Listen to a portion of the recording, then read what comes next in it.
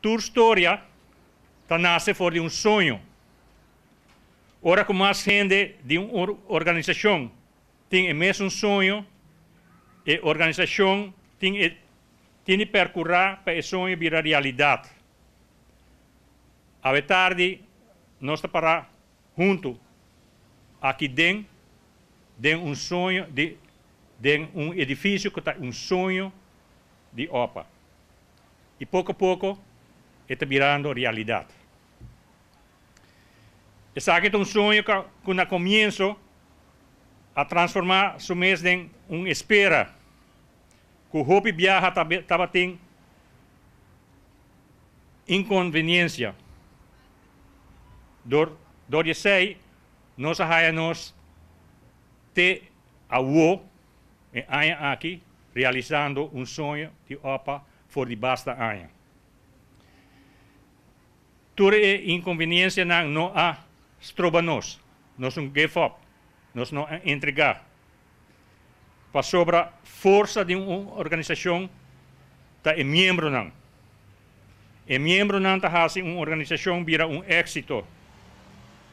É membro não está não que está dando valor e vida na organização.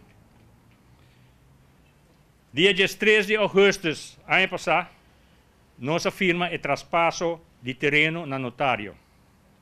2 lunas depois, dia 16 de outubro de 2020, senhor Theodor Orman e senhor Eufemio Tillman, membro da diretiva de 1996, apone a primeira pedra para a casa de OPA. Aue, 3 lunas depois, nós estamos viaje mais juntos para celebrar que nós chega ao ponto mais alto de nossa casa. Aue, nós temos assim chamada espanto bir.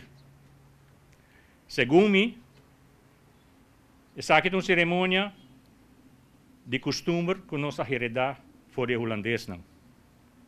Aí na Holanda não tem o costume de celebrar ponimento de panche de dak, com bebimento de cerveja. Nós chamamos panan bir. Nós chamamos espanto bir, dak de edifício aquele nota de panan, pero esse nós bebemos espanto bir. Toda celebração é um acto social.